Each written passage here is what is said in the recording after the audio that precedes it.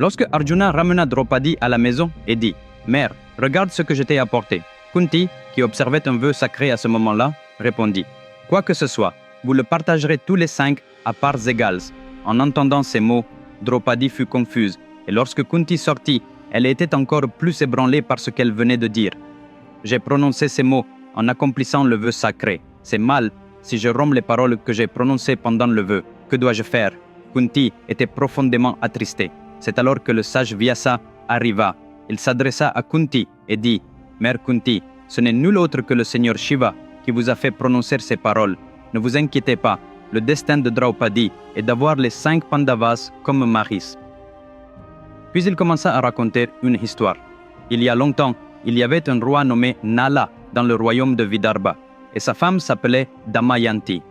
Ils avaient une fille nommée Naliyani. Elle n'était pas née avec une beauté physique, donc même si elle était une princesse, les gens la plaignaient ou l'insultaient à cause de son apparence. Personne ne voulait l'épouser. Triste, Naliyani est allée dans la forêt et a accompli une austère pénitence pour plaire au Seigneur Shiva. Ému par sa dévotion, Shiva apparut et dit « Mon enfant, demande-moi n'importe quelle faveur. » Elle répondit « Lors de ma prochaine naissance, je veux un mari extrêmement juste et vertueux. » Shiva dit « Tathastu. » Elle continua « Je veux aussi que mon mari soit extrêmement puissant. » Tathastu, dit Shiva. « Et je veux qu'il soit un grand guerrier sur le champ de bataille. » Tathastu. Mon mari doit aussi être extrêmement beau. Tathastu. Par-dessus tout, mon mari doit m'aimer profondément. Tathastu, dit Shiva, et il disparut. Sans le savoir, Nalini avait demandé 5 qualités différentes, c'est-à-dire 5 maris différents. Cette même Nalini est née dans cette vie sous le nom de Draupadi. Tel est ton destin, mon enfant, dit Vyasa à Draupadi. En entendant cela, Draupadi fut stupéfaite et se mit à pleurer. « J'aime Arjuna, s'écria-t-elle.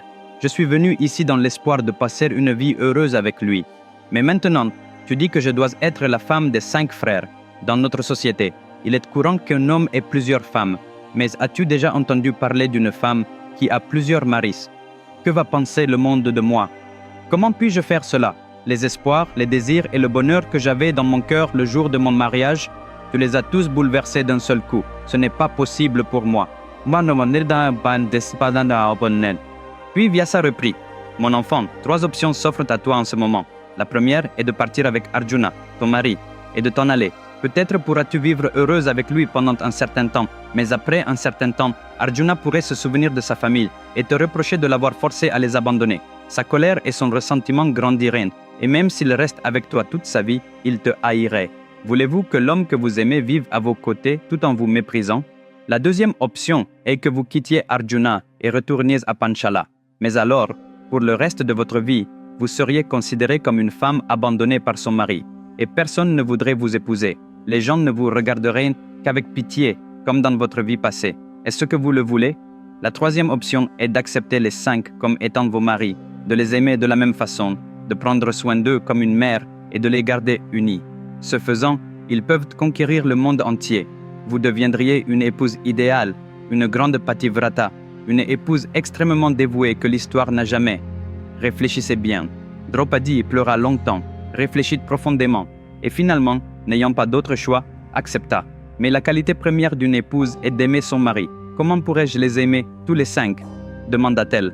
À ce moment-là, le sage Narada arriva en s'écriant « Narayana, Narayana !» et dit « Je vais raconter quelque chose qui s'est passé dans le passé. Il était une fois 2 frères, Asura nommés Sunda et Upasunda. Ils ont forcé le seigneur Brahma à leur accorder une faveur, selon laquelle ils ne pourraient être tués par personne. Cependant, Brahma les a plutôt bénis en leur disant qu'ils ne pourraient mourir que s'ils s'entretuaient. Les 2 frères vivaient dans une telle harmonie et un tel amour fraternel qu'ils ne formaient pratiquement qu'une seule âme dans 2 corps. Mais comme leur nature démoniaque grandissait de jour en jour, Brahma décida. Il faut d'une manière ou d'une autre les amener à se détruire l'un l'autre. Il ordonna à Vishvakarma de créer une femme dont la beauté n'avait jamais été vue ni entendue dans les 3 mondes. Vishvakarma rassembla les pierres précieuses, les plus rares et les plus précieuses des enfers, de la terre et du ciel. Il préleva un petit morceau de chaque pierre et les combina toutes pour créer une femme d'une beauté exceptionnelle nommée Tilotama. Elle était si magnifique que personne n'a jamais été aussi belle avant ou après elle. Mes amis, Pouvez-vous croire que lire une histoire captivante peut changer la vie de quelqu'un? Le simple fait de la lire à vos enfants peut leur inculquer les valeurs dont ils ont besoin. Croyez-vous que pour tout problème auquel vous êtes confronté ou pourriez être confronté dans la vie, la lecture d'une seule histoire pourrait apporter la solution? Oui, c'est possible. Seulement avec la plus grande épopée jamais racontée dans l'histoire de l'humanité, le Mahabharata. Cette histoire est 100 fois plus passionnante qu'un film à succès. C'est un défi. Le Mahabharata écrit dans les mots de Vikramaditya est disponible en 2 volumes, à la fois en version imprimée et en version électronique, sur Amazon et 43 autres boutiques en ligne. Ce livre est disponible en 54 langues dans le monde entier.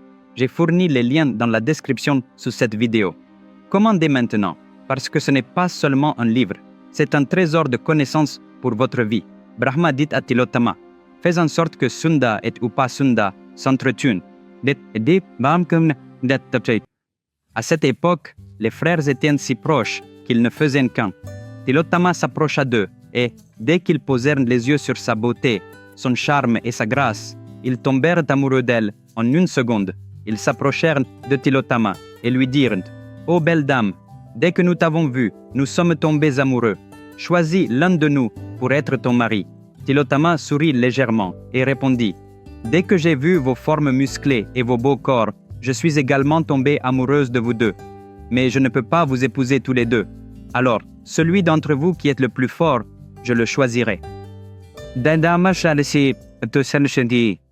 Les 2 frères acceptèrent et commencèrent à lutter pour prouver leur force, déterminés à épouser Tilottama.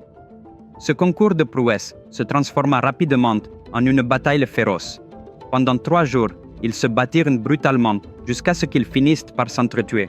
Ainsi, ces 2 frères aimants se détruisirent pour une seule femme. Narada continua. Je vous raconte cette histoire parce que Draupadi est aussi magnifique que l'était Tilottama.